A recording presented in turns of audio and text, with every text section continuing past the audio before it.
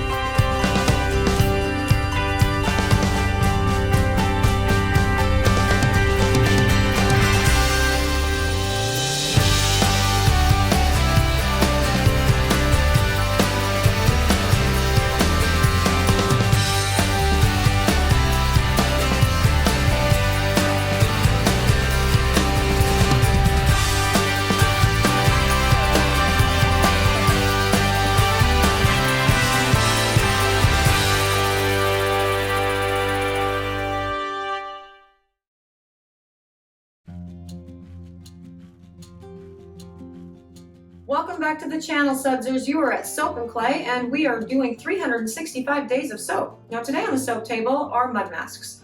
Clay masks, clay, mud, yeah. And the mud masks themselves, they're great. I love the actual performance of each and every one of these mud masks. And the reason for that is it's not strictly a mud mask per se, right? You have the clay, and the clay is great for detoxifying the pores and really pulling everything out and really balancing your skin. That's awesome, totally. But I have always found clay masks that I feel like overly dry after I use them, and I don't like that. So I actually formulated a recipe that not only while it's pulling out, while the clay is pulling out all of your toxins and helping to detoxify your skin and balance your skin's pH, it's also delivering some really important essential oils and botanical oils. And the biggest benefit of that is going to be the moisturizing that you're going to get, as well as the actual benefits of the essential oils that are being sort of pushed into your skin while the mask is drying. But we're going to talk all about that right now. Let's go check it out.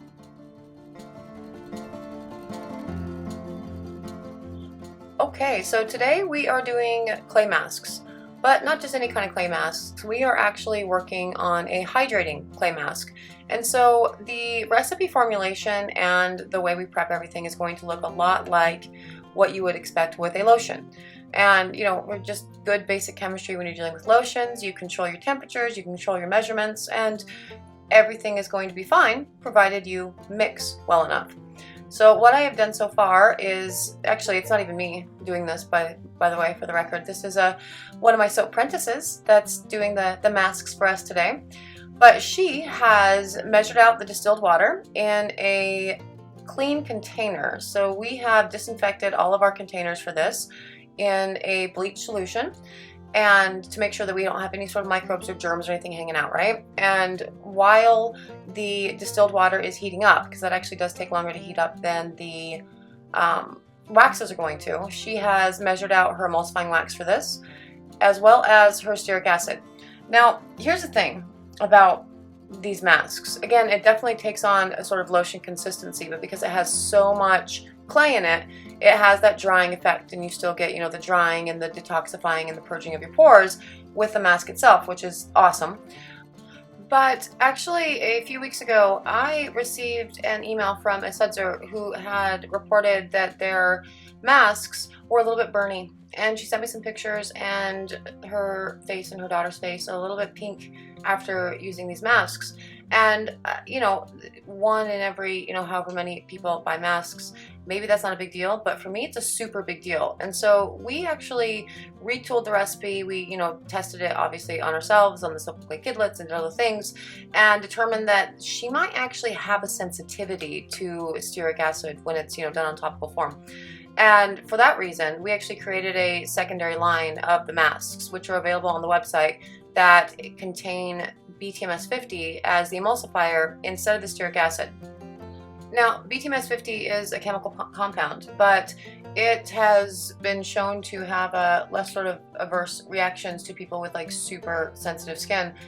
And so for that reason, we're providing two options because I love these masks. I think they're great and they're awesome. But obviously, if you are not going to enjoy the experience, I'm going to give you another option that will be, equally hydrating and great with the essential oils and all the things without you, taking off the mask and going, wow, my skin's pink. For the record, this sudser was not even remotely like upset or whatever. I'm totally not putting any of my sudsers on blast with this, but this is part of the process for me, right? Like when they experience something that maybe they don't like, I really, really want them to reach out and let me know about it because I do take literally every sudzer's experience incredibly seriously. And so if it's something that, didn't quite sit right with them or they have a suggestion for the way I could improve anything, I take it to heart and we go back to the lab and we do the things. This particular recipe is the one that's done with the stearic acid though, and the majority of people have reported no issues whatsoever with that. So we're going to keep rolling with that for this line. But again, we do have the BTMS50 option available as well. Now that we have the clays all mixed up and I'm chit-chatting about product testing and what did we do here. Kaolin clay and pink Brazilian clay, which is actually technically just another pink. It's a kaolin clay with pink in it. It's not what we usually use for this, but normally we use a red French, but with COVID and everything happening, I have a hard time getting stuff from my suppliers right now. Oh, stop. Look at this. Oh my gosh. That's my favorite part of making lotions, of making masks, of everything. Like, that's such a cool chemical reaction. It makes me happy. So anyway, yes, we have measured out our kaolin clay. We have heated our water and our waxes. And the emulsifying wax and the stearic acid or the BTMS50, either way, they're going to be used to essentially emulsify this solution, this oil and essentially the wax together within and bind within the clay to make a nice stable essentially cream, which is good. That's what we want. So that's what's going on here. But one of the most important things that you're dealing with when you're looking at a hydrating face mask or a lotion is the amount of time that you're mixing, right? Like you really want to help these emulsifying waxes do their work and bind to the fatty acid chains, bind to the H2O, and create, a cohesive actual solution instead of just, water and oil separating and, being problematic. So mix times are very important, and we will mix this for 2 minutes total for the first round, and then we will pulse for another couple minutes once we start adding the clay in. And we add the clay in short bursts with this guy and continue to mix until everything is well formed and we don't have any more clumps from the clays themselves. Now with this mask we also put some colloidal oatmeal in that, right? You saw that thing. And so this is meant to be a very, very soothing face mask. It's great for the sensitive skin people of the world. Kaolin clay is very wonderful. It's well suited for all skin types. And so it really does a good job as far as, the purging of the pores and the moisturizing the skin and doing all that jazz, which is good. We also do have, the activated charcoal and the bentonite clay with the Dead Sea clay, which are both, really heavy hitter purge, pore detoxifiers, and I love them. The black mask is actually my favorite ever, but the bentonite clay is definitely a close second, and this one is great, too, but it's, it's all a thing. And you see how it's getting harder and harder to mix here, and that's good. You just keep doing the thing and giving it the old college try. You really want to mix everything in really well so you have a nice, smooth consistency when it's all said and done. We want all of that clay to be well hydrated within the batch so we don't have any, sort of pockets of dry, clay really hanging out. Now, once that has been well incorporated, we are then going to add to it the essential oil blend and the extract, as well as the preservative. Now, the preservative that we use is Optifen, and the essential oil that we use for this guy is lavender. And I love lavender in a variety of leave-on products. I have it in a couple of my face oils. I have it in this face mask. I love it. It's such a versatile product. It's really good for all skin types. And I mean, there's a reason why lavender essential oil is in everything. And we also put a botanical extract in this guy. This particular one is evening primrose, which is going to be great for elasticity, helping, you know, rebuild collagen and all that jazz, but it also has a very calming effect too, which we love. Now, you know, back to the preservative. We use Optifen ND for our water-based products, and it took me a while to get on board, honestly, with preservatives. I didn't want to do it. I didn't want to have anything in my line that required a preservative, honestly. And so when the clay masks first started, I actually was doing a sort of hydrated, dry powder form, right? So I would go ahead and infuse the dry clays with the essential oils, with the liquid, the botanical oils, and then, you know, it would be cool, but you'd get it in powder form, and so you would have to mix it up at home on your own, and that gets messy, and it gets to be a huge pain in the butt. And sudsers were legit saying, this is more trouble than it's worth. Can you just make a regular, you know, mask? And so I'm making regular masks now because we like to give the people what they want. And yeah, so this particular formulation, the Optifen ND, really well suited for water-based products. It's great. There's no parabens in Optifen ND. It is not a formaldehyde donor, which is, you know, hugely important for me as far as picking a really good preservative. And there are things that you know, people say that you can use, like, you know, I think grapefruit and honeysuckle, and that's a natural preservative, vitamin E. That is all bollocks. My number one concern is going to be making sure that the product that you get does not end up with any sort of microbes. It doesn't rot. I don't want your product to rot. I don't want my product to rot because you're not going to like it, and then you're going to be mad at me, and I don't want you mad at me because I love you. So yeah, please don't be mad at me. And so yeah, we do a preservative to make sure that your product stays nice and fresh and does not get any, you know, grossness inside of it.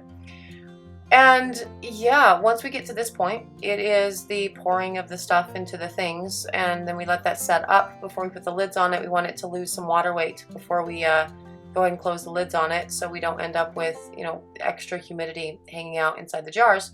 And then they're kind of ready to go. But yeah, a mask like this, it is really, this one is such a gentle mask that you can use, you know, a couple times a week, and it won't have any sort of issues at all with, you know, your skin getting overly dry. And again, that was the point with all of the creating the hydrating clay mask line, right? I wanted to have a mud mask that did its detoxifying thing, that did its sort of tightening thing without my skin feeling like it was overly tight at the end of it and I needed just massive amounts of moisture. So the hydrating mud masks, which I actually haven't talked about to this point because wow, yeah, it's a thing. In addition to the emulsifying waxes to make it do its thing, it also has botanical oils in it. This particular one has grapeseed oil in it, which is, you know, great for, you know, obviously the tightening of the skin, the purging of the pores, but it's a very lightweight oil that's very moisturizing, and it also helps remove makeup, which is why this is my go-to whenever I've, you know, actually had to do the whole makeup application thing, because washing your face only really gets you so far, because that stuff, the crap that we put on our skin these days, it totally stays in your pores. So this really helps get rid of all of, you know, the residual stuff left over. And yeah, so there they are, all super pretty. Look at that teeny tiny little batch. We got 4. That's adorable. And yeah, my soap apprentice decided to, you know, put out all the rest of the masks that she made for the day. Her little batches there. Got the activated charcoal there that has orange essential oil. And then we have the Dead Sea and bentonite clay, which has Letsia cubiba, and that's another story for how awesome Letsia cubiba is. But anyway, yeah, there they are, the mud masks, day 40 of 365 days of soap. Thank you so much for hanging out and watching the process. I appreciate you. And there you have it, mud masks. Now, there were a number of reasons why I didn't initially want to put this into my line. One was it's a water-based product, and whenever you make a water-based product, you have to put in a preservative. And I was really hesitant to do so for the first few years of being in business. But after doing a lot of research on the different types of preservatives that are out there, I felt very comfortable using the one that we currently use for both our liquid lotions and our mud masks.